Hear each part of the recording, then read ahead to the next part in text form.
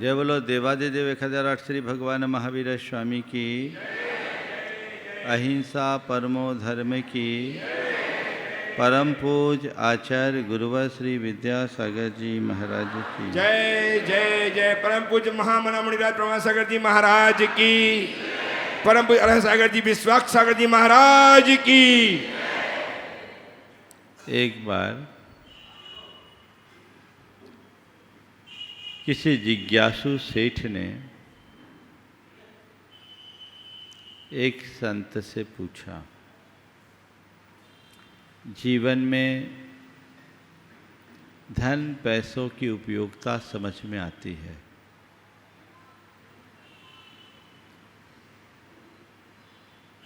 यश प्रतिष्ठा और प्रभाव का प्रभाव भी दिखाई पड़ता है, शरीर के स्वास्थ्य का महत्व भी समझ में आता है, लेकिन धर्म का कोई सीधा लाभ दिखाई नहीं पड़ता। फिर भी आज सबसे ज़्यादा धर्म की दुहाई क्यों दी जाती है? उसकी जिज्ञासा सुनकर संत मुस्कुराए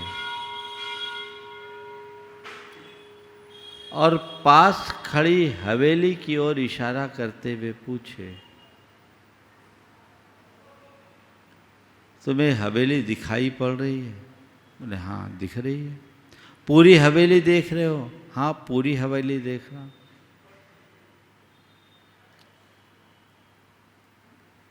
जितना तुम देख रहे हो उतनी ही हवेली? बोले हाँ मैं पूरी हवेली देख रहा हूं। ये बताओ इसकी नींव किधर है? नींव किधर है? कहा नींव तो नज़र नहीं आ रही। बोला ये बताओ नींव को हटा दो तो क्या हवेली नज़र आएगी? बोला नहीं आएगी। संत ने उसे संबोधते हुए कहा, जो भूमिका किसी हवेली की स्थिरता के लिए नींव की है, वही भूमिका जीवन की स्थिरता के लिए धर्म की है। जब कभी किसी मकान पर दृष्टि जाए, मकान दिखेगा, उसकी दीवारें दिखेगी, उसका एक एक कक्ष दिखेगा, उसका सारा सौंदर्य दिखेगा और उसकी उपयोगिता भी दिखेगी। नींव नजर नहीं आती, लेकिन वो आधार है। ऐसे ही धर्म के संदर्भ में जब हम जीवन के संदर्भ में विचार करते हैं, धन पैसे का उपयोग दिखाई पड़ता है, दौलत का उपयोग दिखाई पड़ता है, शोहरत का उपयोग दिखाई पड़ता है, सेहत का लाभ भी समझ में आता है, लेकिन ये सब तब जब तुम्हारे अंदर धर्म हो। महाराज जी, धर्म से इनका क्या संबंध है?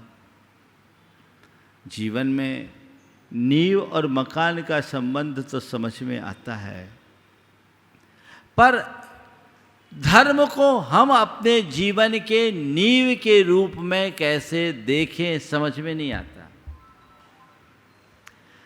आज मैं आपको कुछ वही समझाना चाहता हूं। किसी व्यक्ति के पास बेशुमार दौलत है और उसका दिमाग असंतुलित है, उस दौलत का कोई उपयोग है? कोई उपयोग? वो दौलत उसके लिए बेकार। किसी व्यक्ति का जबरदस्त रसूख है, रुतबा है,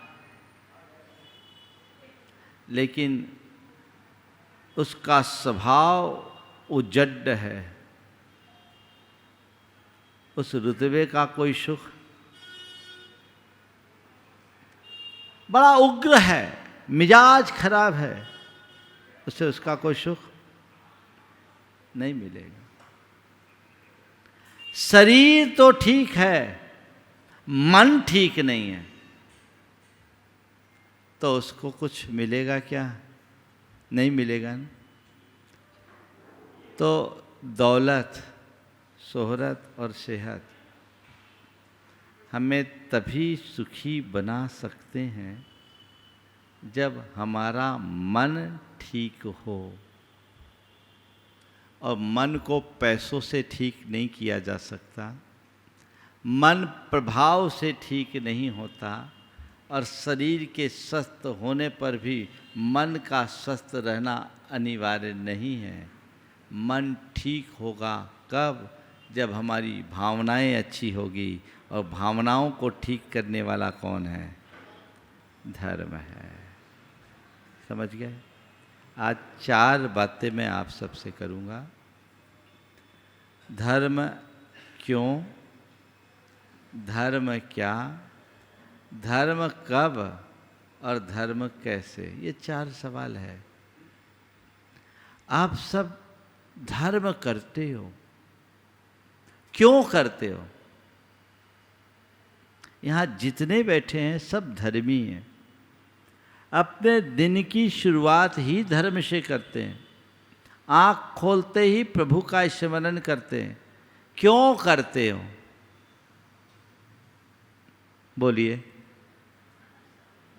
हाँ, ये तो मेरा प्रवचन सुन के बोल रहे हैं। अपने मन से बोलो। मैं बताऊं, 4 दृष्टियों से लोग धर्म करते हैं।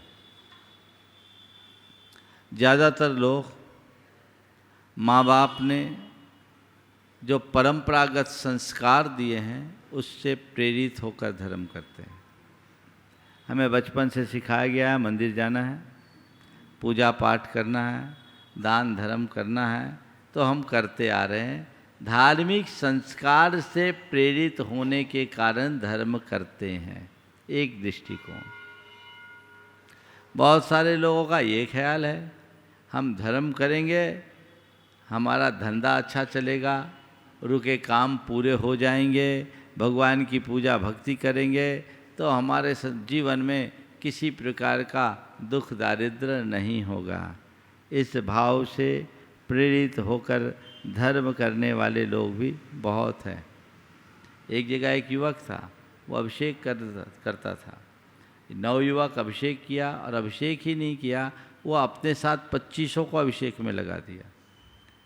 लोगों ने बोला, महाराज जी इस व्यक्ति ने खुद अभिषेक करना शुरू किया, 2500 को लगा दिया। मतलब बहुत अच्छी बात है भैया, तुमको अभिषेक से ऐसा कौन सा सुकून मिला कि तुम अपने साथ 2500 को लगा दिया? बोला, महाराज मेरे पिछले 7 साल का अनुभव था, जिस धंधे में काम करता हाथ डालते थे नुकसान होता था, लेकिन जब से मैंने अभिषेक करना शुरू किया अब मुड़ के नहीं देखा। मैं सबको बोलता हूँ भगवान का अभिषेक करो, तुम आगे बढ़ोगे। अच्छी बात है, अभिषेक करने से रुकावट दूर हो गए, लेकिन कोई ज़रूरी नहीं। बहुत सारे ऐसे लोग हैं जो अभिषेक की करते पर जहाँ के तहाँ रुके हैं। पर ये भी एक भावना है, ये भी एक प्रेरणा है। यद्यपि एक निमित्त है कर्म को काटने का, अंतराय टालने का, इसकी चर्चा मैं अभी नहीं करूँगा, लेकिन ये भी एक दृष्टिकोण है। धर्म धारण करने का, धर्म करने का तीसरा दृष्टिकोण है स्वर्ग या मोक्ष जाने का। हम धर्म करेंगे, सद्गति मिलेगी, स्वर्ग जाएंगे, कुछ पुण्य की प्राप्ति होगी, कुछ पाप कटेगा। ये तीसरा दृष्टिकोण है। इस दृष्टि से भी बहुत लोग पूजा करते हैं, पाठ करते हैं, धर्म की क्रिया करते हैं, लेकिन मुझे नहीं मालूम पूरी जिंदगी धर्म करने के बाद कितना पुण्य कमाया, कितना पाप काटा, और मरने के बाद चाहे जो हो, हमारी संस्कृति स्वर्गीय तो बनाई देती है, चाहे नरक भी क्यों न जाना पड़े।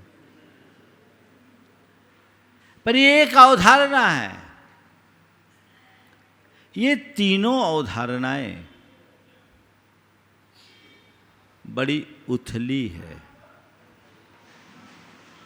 धर्म की मूल अवधारणा क्या होनी चाहिए? तो कहते हैं चौथा दृष्टिकोण है जीवन को पवित्र बनाना, जीवन को संतुलित रखना, ये हमारे धर्म धारण करने का मूल उद्देश्य है। हम और सभी साधनों और आलंबनों से जीवन को सबल बना सकते हैं, पर संवार नहीं सकते। धन तुम्हारे लिए एक शक्ति के रूप में प्राप्त होता है। सत्ता का भी अपना एक प्रभाव है, और शरीर का बल और सेहत भी तुम्हारे लिए एक शक्ति है। लेकिन ये सब बाहरी शक्ति है। ये तुम्हें सबल बनाएंगे, ये तुम्हें समर्थ बनाएंगे, पर ये तुम्हें भीतर से स्वस्थ नहीं रहने देंगे। ये तुम्हें समृद्ध बना सकते हैं, पर संतुष्ट नहीं। ये तुम्हें सबल बना सकते हैं, पर संवार नहीं सकते। जीवन का लक्ष्य जीवन को संवारने का होना चाहिए, और जीवन को संवारने के लिए धर्म के अलावा और कोई रास्ता ही नहीं है।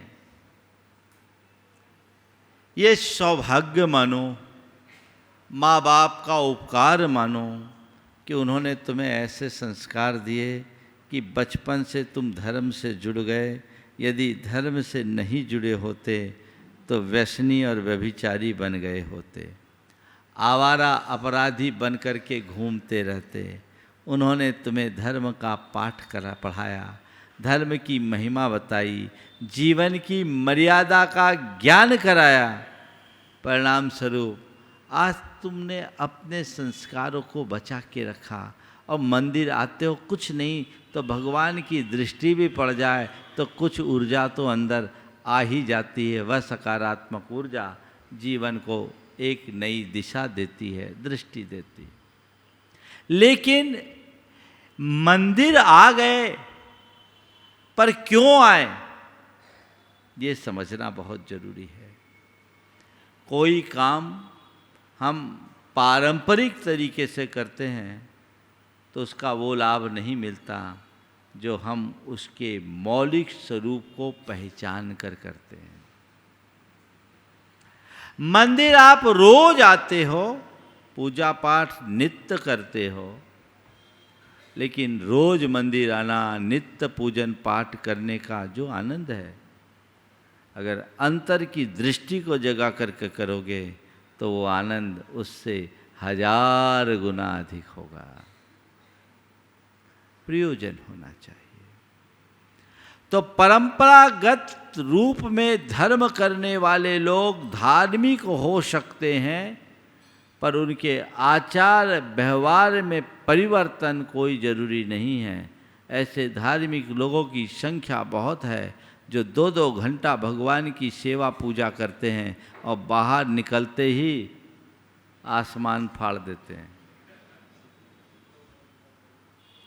अपने आवेग में, अपने आवेश में, अपने स्वभाव में, अपने भाव में, अपने बर्ताव में बदलाव नहीं तो पूजा का क्या लाभ। संत कहते हैं पारंपरिक तरीके से धर्म करने पर तुम धार्मिक बन जाओगे, धर्मात्मा नहीं। लोगों की दृष्टि में तुम धर्मात्मा के रूप में जाने जाओगे, अपनी पहचान बना लोगे, लेकिन अंदर से खोखले। मुझे धार्मिक नहीं धर्मात्मा बनना है। क्या बनना है? धार्मिक और धर्मात्मा में क्या अंतर है? बहुत छोटा सा अंतर है। धार्मिक वह जो धर्म की क्रिया करे, और धर्मात्मा वह जो धर्म को आत्मा में बसा ले। बस, ज़्यादा अंतर नहीं। धार्मिक वह जो धर्म की क्रिया करे, और धर्मात्मा वह जो धर्म को आत्मा में बसा ले। धर्म की क्रिया करने वालों का धर्म घंटे 2 घंटे तक सीमित रहता है, और धर्म को आत्मा में बसा लेने वाले धर्मात्मा का धर्म उसके प्रत्येक विचार और व्यवहार में परिलक्षित होता है। अपने प्रत्येक विचार और व्यवहार में घटित करे। वह तब होगा जब हम धर्म के मूलभूत प्रयोजन को समझ करके आगे चलेंगे। अगर हम इस भाव से धर्म करते हैं कि धर्म करेंगे तो धंधा चलेगा, कदाचित चल जाए, क्योंकि कुछ न कुछ पुण्य तो आता है, बहुतों का चल जाता है, पर वो धर्म नहीं है, वो तो एक प्रकार का सौदा है। और ऐसे लोगों की श्रद्धा कब गड़बड़ा जाए पता नहीं। कई लोग कहते हैं मैंने इतना धर्म किया, भगवान ने हमको क्या दिया? तो पहले ये तो बता तुमने भगवान को दिया भी क्या है? ये सोच उल्टी है। भगवान कहते हैं मैंने तुझे क्या दिया है भूल जा, मैं तुझे देना भी चाहूं तो दे नहीं सकता। संसार में कोई किसी को दे नहीं सकता। हाँ, व्यक्ति अपनी भावना और विशुद्धि से सब कुछ पा जरूर सकता है। भगवान देने वाले नहीं हैं, तुम पाने वाले जरूर हो सकते हो। बात को थोड़ी गहराई से समझना, ये दार्शनिक बात है, पर इसमें जीवन की बहुत बड़ी सच्चाई है। भगवान अगर देने वाले होते ना तो वो तो करुणा निधान है, सबका दुख दूर कर देते हैं। बोलो, एक थोड़ी सी करुणाशील व्यक्ति के हृदय में ये भाव होता है कि सबका मंगल हो, सबका दुख दूर हो, तो भगवान तो परम कारुणिक है, वो चाहेंगे कि किसी को दुख हो। भगवान अगर भगवान के हाथ में होता तो संसार में दुख ही नहीं होता। तो भगवान जानते हैं कुछ भी मेरे हाथ में नहीं, मेरे हाथ में क्या किसी के हाथ में नहीं, सब की परिणति के हाथ में है। तो जिसका सुख है, परिणति में सुख है वो सुखी है, परिणति में दुख है सो दुखी है। मैं क्या कर सकता हूँ? मैं तो केवल जान और देख सकता हूँ, और भगवान केवल ज्ञाता दृष्टा है। न वो तुमसे लेने वाले हैं न देने वाले हैं, तुम उनसे पा सकते हो प्रेरणा, और प्रेरणा से उत्पन्न विशुद्धि, जिसके फल स्वरूप तुम्हें वह सब कुछ मिल सकता है जिसके तुम हकदार हो। ये कर्तृत्व की बुद्धि हमें बहुत दुखी करती है।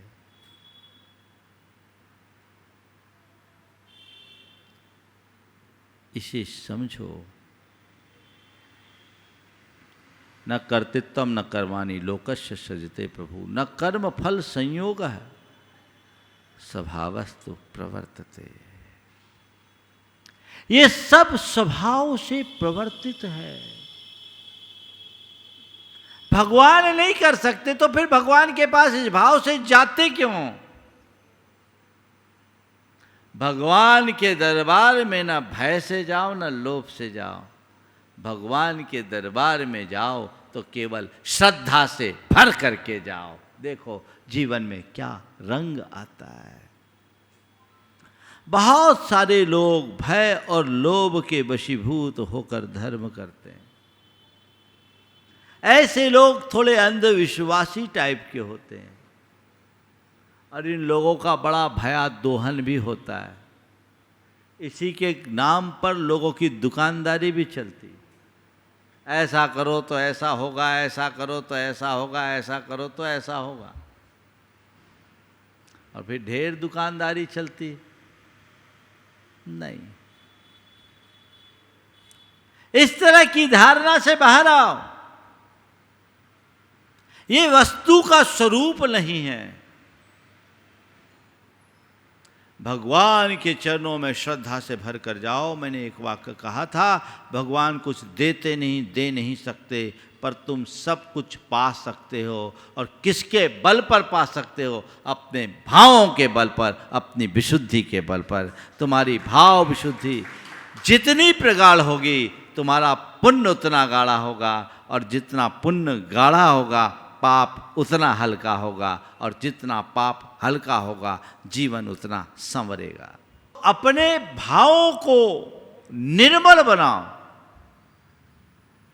मैं यहाँ आया हूँ, किस लिए आया हूँ?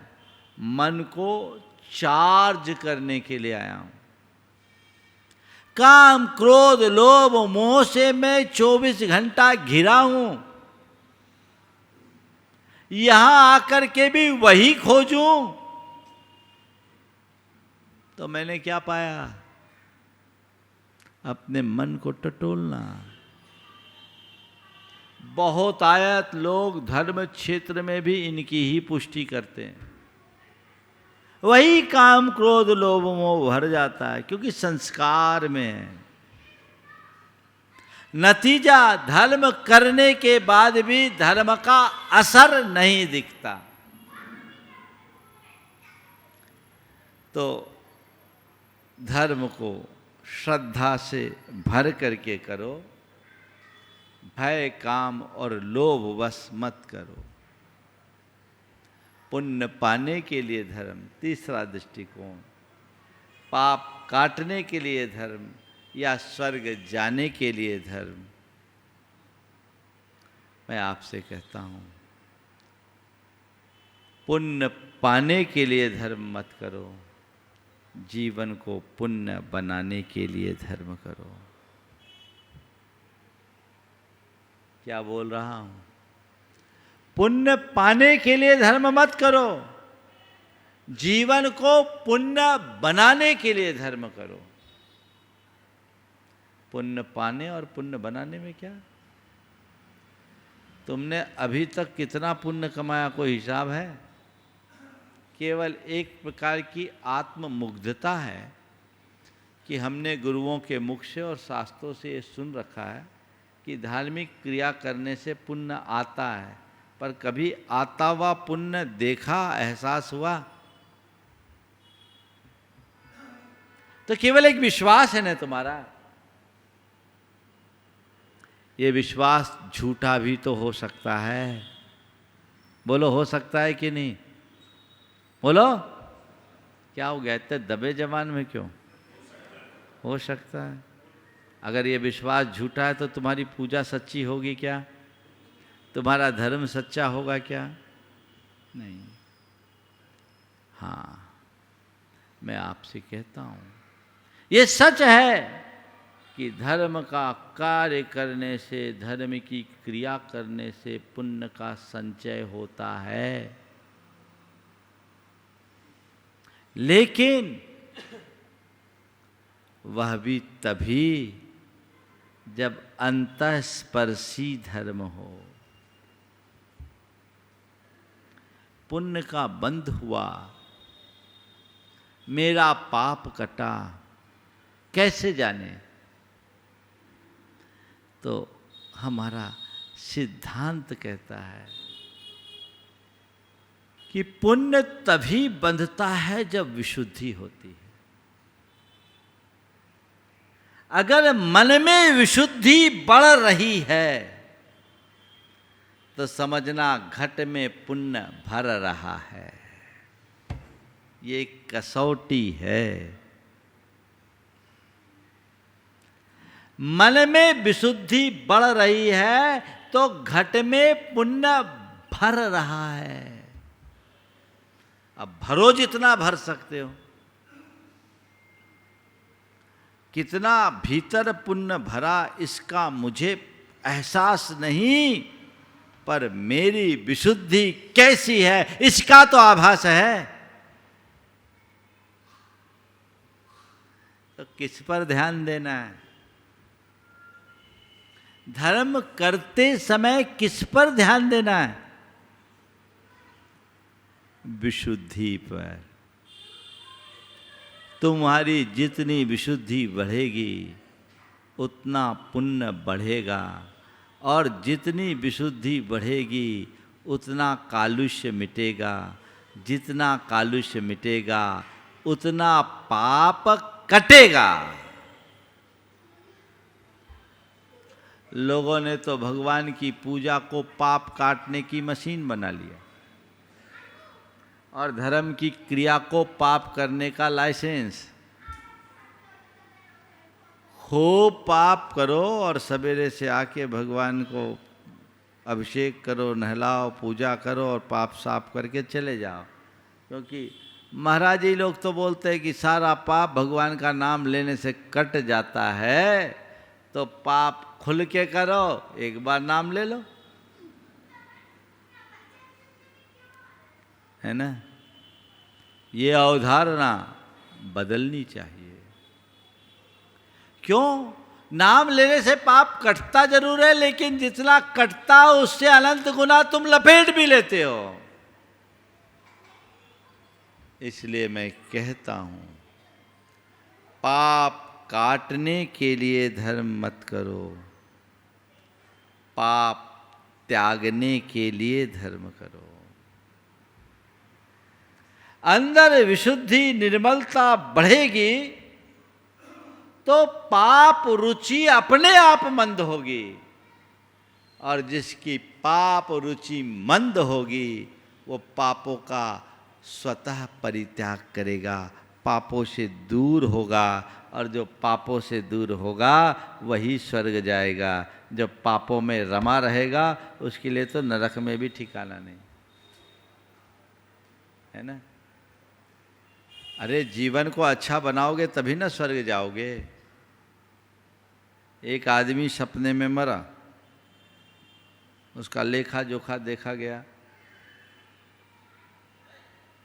तो सारे पाप ही पाप थे, कोई पुण्य था ही नहीं। उसने गिड़गिड़ाया, अर्जुन मिन्नत की कि हमें कैसे भी स्वर्ग भेज दो। तो कहा चलो तुमने बोला है तो हम तुम्हारे लिए स्वर्ग भेजने की बात सोचते हैं, पर अपने जीवन में कोई एक भी पुण्य का कार्य किया हो तो बताओ। बहुत याद किया, और याद करने के बाद बोला हाँ एक बार याद आ गई, एक बार मैंने पुण्य किया। बोले क्या किया? बोले चवन्नी का दान किया था। चवन्नी का दान किया था। बोला अच्छी बात है, तुमने चवन्नी का दान किया, ये बात तो ठीक है, लाए कहाँ से थे? बोले एक की अठन्नी चुराई थी। एक की अठन्नी चुराई थी।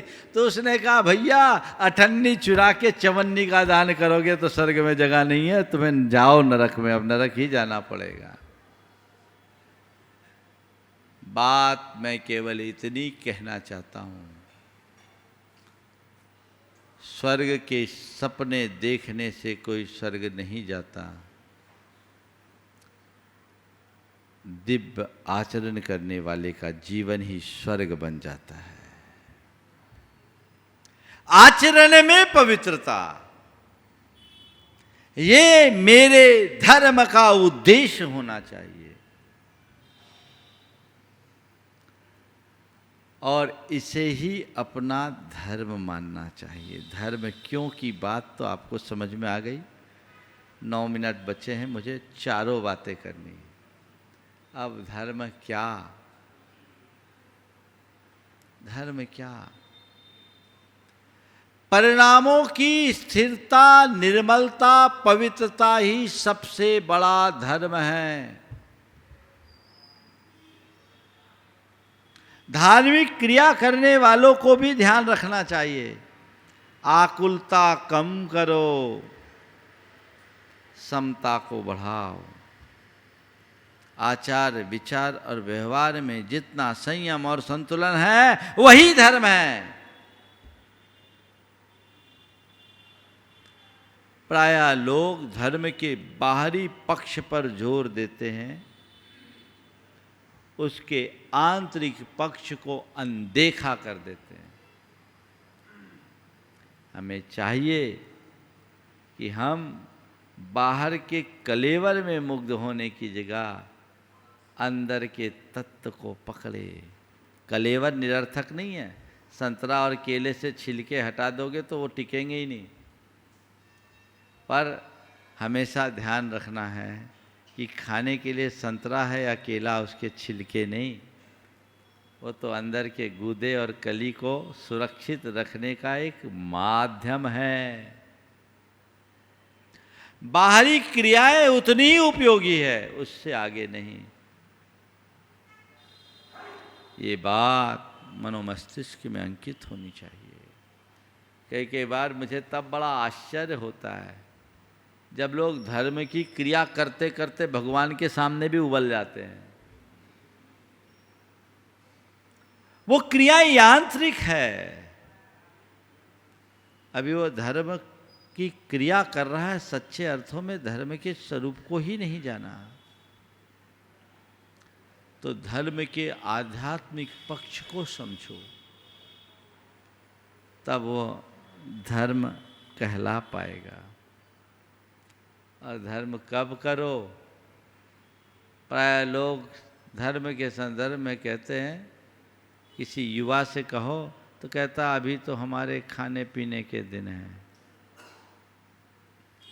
भैया तेरे पास कितने दिन है तुझे पता है? कितने दिन है? 2 दिन की जिंदगी है, उसमें एक मौत का दिन है, इतना ही तो है कितने दिन किसी को पता है? अगले पल का भरोसा नहीं है। धर्म कब करो? जब समझ में आ जाए तब करो।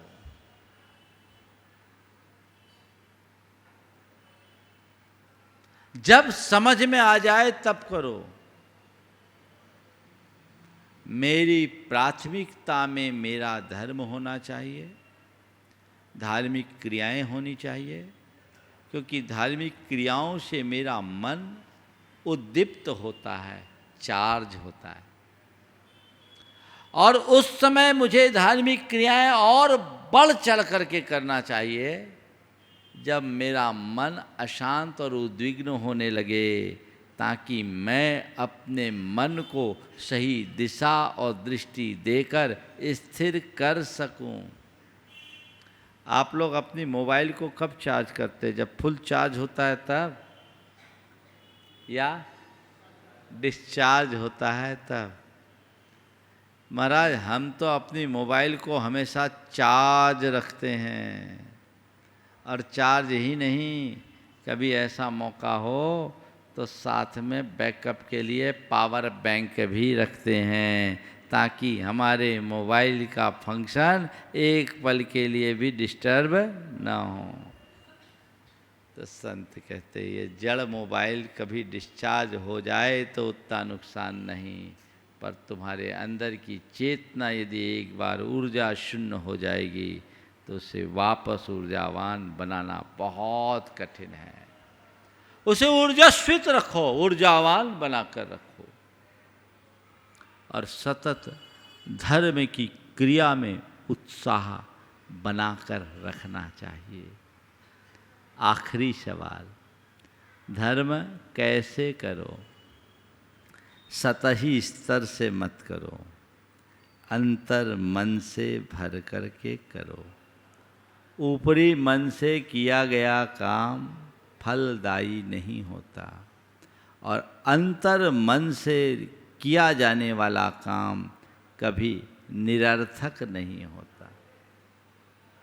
अंतर से भर करके करे तो देखे हमारे जीवन में धर्म का क्या आनंद आता है। जो लोग धर्म करते हैं और उनके जीवन में धर्म का परिणाम नहीं दिखता, इसका मतलब उनकी धर्म की क्रिया में कोई न कोई कसर है, कहीं न कहीं कोई कमी है। उस कमी का निवारण होना चाहिए, जिससे हम अपने जीवन को धन्य कर सके।